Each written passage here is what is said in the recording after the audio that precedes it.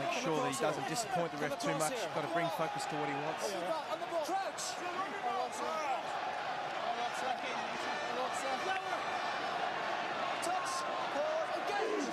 So the strain on the face of the Springbok front row. There's 24 minutes to go, and many twists to this tale still to take place as Tate is lifted and buried into the turf by Fourie. Saki takes it flat-footed, gets the wheels in motion. Once again, he's nailed.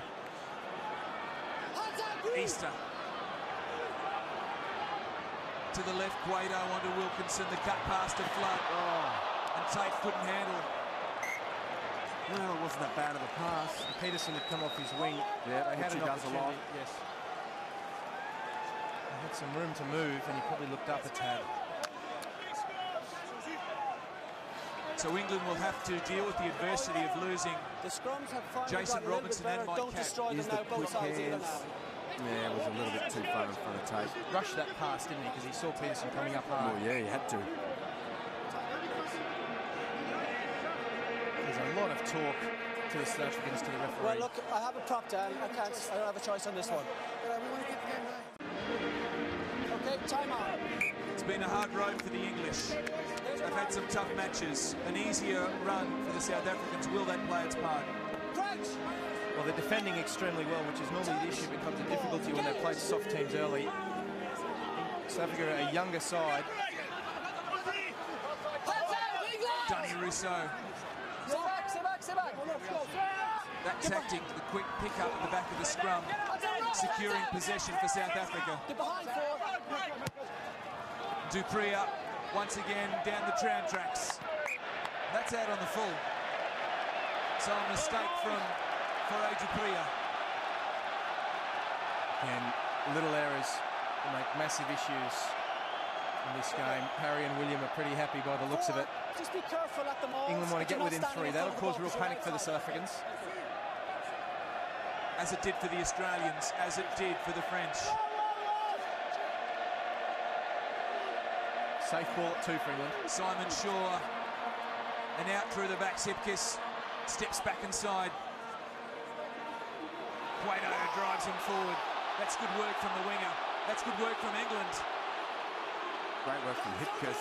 Very strong through his core. This is giving them pretty good field position if they want a shot. Johnny Wilkinson stands to the right. The pass to Martin Corey is laid back. Gomersall, and once again the forwards doing the hard work. Andrew Sheridan, the beast from Bromley, wrestles it back. A little box kick. Here comes Toby Flood. Where's the bounce? Percy Montgomery. He shadowed it across the dead ball. All bets are off. Toby Flood got a bit carried away and gave Montgomery a push in the back. He realised it's a pretty dangerous play. Apologises for it. Well, the cameraman requires an apology as well. He's hit the deck. South Africans calling for a penalty. Rollins won't give it. He was onside. Percy Montgomery might have actually... Yeah, well, look at the hit on the camera. If we go back to the Fiji-Canada game, one of the Canadians was accused of putting the ball out over the dead ball line. Did Percy Montgomery push that over the dead ball line? The referee saying no. Well, he was pushed at the same time, so maybe equals itself out, except for the fact that Percy Montgomery would be very sore after crashing into the camera. I think Jonathan Kaplan was the referee in that game. 22 to South Africa. Some of the drama of previous matches, and 20 minutes left in this one, the biggest one, the greatest game of all in rugby, the Rugby World Cup final. Toby Flood. Montgomery, he recovers. The Springboks are under pressure though, and the English arrive in numbers. Francois Steyn. Wait, wait! Hasn't found his touch, and Matthew Tate Sends it back downfield to Priya. The big long pass back inside to prolific fullback Montgomery. Gomersall, he's going to have a run. At least he passes it to a teammate who has a run. Oh. Well, once again, a crucial decision from the Irishman. I think he's called out Simon Shaw for obstruction. Did he make contact with anyone? We'll have to have a look at the replay. Well, he let the Springboks go a little earlier. There may be a difference or a distinction between what happened. Well, Oz Durant did a fantastic job. It was Ben Kay of bumping into Ben Kay.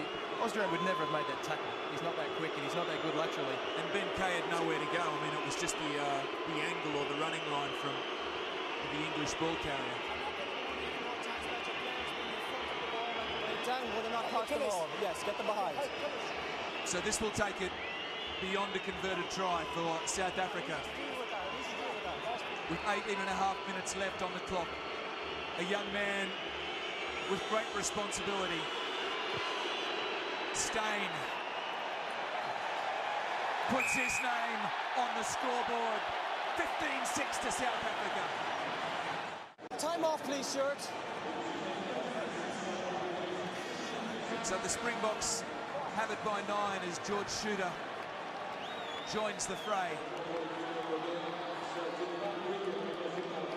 7. The job for England now is significant.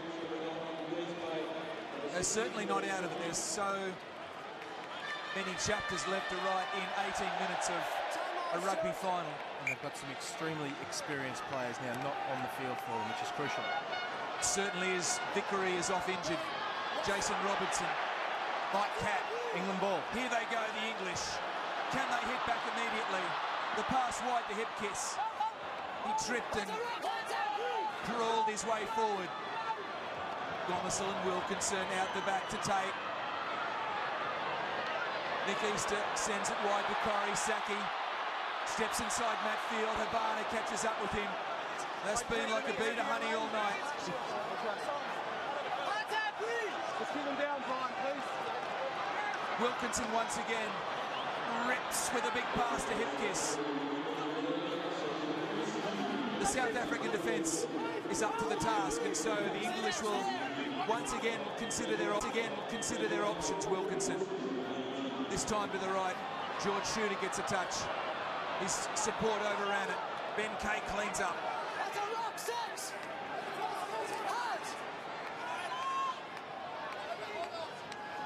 So this time, the angle from Sheridan. Out to the left, Wilkinson steps and passes back inside. The South Africans not counter-rucking at the moment, just sitting their D-line there comfortably. Interesting, Wilkinson hasn't really taken a shot yet. Missed a few drop goals. And made some good meters there. Hipkiss, once again a little bit of dancing. But Van der Linde read the dance and barreled him. Just lost their way a little bit, England. They got a little bit too lateral. Forward stop taking it directly towards the South Africans. Oh, that was a big hit from the South African prop. And the guidance from Johnny Wilkinson just didn't seem to be there through that phase. I think he's really struggling with Caloff off the paddock. He's literally the only first receiver that England have at the moment, whereas normally with 2, obviously you've got to make the defence think a little bit more. Good defence though from the South Africans, patient, but they just weren't tested by English. When you've got Hipkiss coming in as your first receiver, the South Africans know they can just go straight at him, put all sorts of pressure on. Decision-making's going. That's Worsley, who's now on the field. I think he came on for Lewis Moody. Joe Worsley, affectionately known as Melonhead. Great experience, his 65th test. Look on, okay. Nelly Blanc. Such a vital moment in last week's semi-final when Joe Worsley ankle tapped Vincent Clerc. Here comes some experience. Comes Big Laurie. They need it. They need someone to lead them right now. He comes on for Nick Easter. So Lawrence Delalio takes the field in that proud white jersey for the 85th time. He also made his debut against South Africa back on the 18th of November 1995. The same as Mark Regan. Very well run there by Rousseau. The pressure was coming on from Stevens, and he knew the right thing to do was just pick it and rotate. Butch James, who really has kicked well at vital stages of the matches he's played in this Rugby World Cup. Well, yeah, the South Africans just got to play out of their half. Because the only way England are going to get back in this match is through Johnny Wilkinson's boot. And not even he can kick 50, 60-metre penalty goals or field goals. Leedy Jones's comment about their scrum was that they weren't going to try and take England on. They were just going to try to win what they had to, and they've done exactly that tonight, and some more. Quarter of an hour left as Ben Kay wrestles forward. Gomersall once again gives his chasers something to hone in on, and Mark Cueto nails Percy Montgomery. Dupree emerges. The kick back. Did Peterson run an obstruction line there on the wing? The crowd thought so. That could be a fraction biased. Oh, they've turned up in their droves across the English Channel. We'll have a look at it here. Montgomery takes it. Good work from Dupree to get back. Well, yeah, he kind of did a bit. Well, he didn't move into the man. He was the last man who'd made the pass. It's probably more Dupree taking advantage of the position of JP Peterson and using him for space. Play goes on. Juwan Smith. They're winning their ball too easily at the moment, South Africa. England just simply haven't gone up in defensive line out all night. So the quick throw in from England, and Matthew Tate sends it high. Danny Russo, he's been solid for South Africa. Scored a try that broke the Pumas back before half-time last week, and this time James, a lower projectile. Mark Cueto, who replaced Josh Lucy. Well, that could be interesting.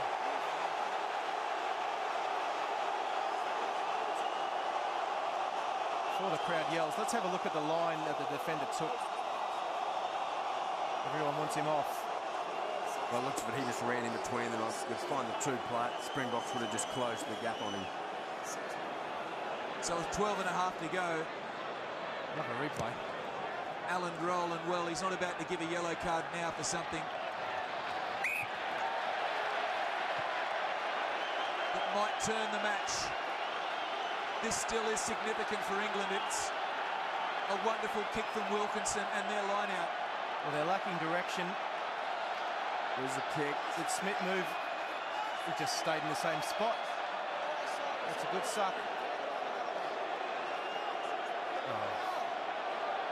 It's interesting, he always turns inwards, not outwards. Well, Cueto milked it, and he milked it well, and it was a penalty. And line out fails again. The turnover, you've called it, Ben Darwin. It's been such a powerful card from the Springbok pack, and they play it so very well through Matfield, and now the boot of James. So the throw from George Shooter was volleyball back inside by Simon Shaw, and Andrew Sheridan, the bricklayer, lays it back for the English. There's some panic going on in that England line out at the moment. We've got a replacement throwing to replacements, and not everything is running well for them. A couple of those replacements have been forced through injury. Not ideal for Brian Ashton. His merry men. Good D-line. Big defence from South Africa once again. Van der Linde and Durant off their feet, but doing the job. Toby Flood with a little grubber through. Montgomery, the circus act of the juggler, but the left boot's solid. Tate. Another kicking option. What can Francois Steyn do but accept the opportunity to give possession back to his side? 18, don't come across. So Butch James with that big line out behind him, happy to find touch. 10 minutes and 9 points. You get to start being in the territory where you have to score a try.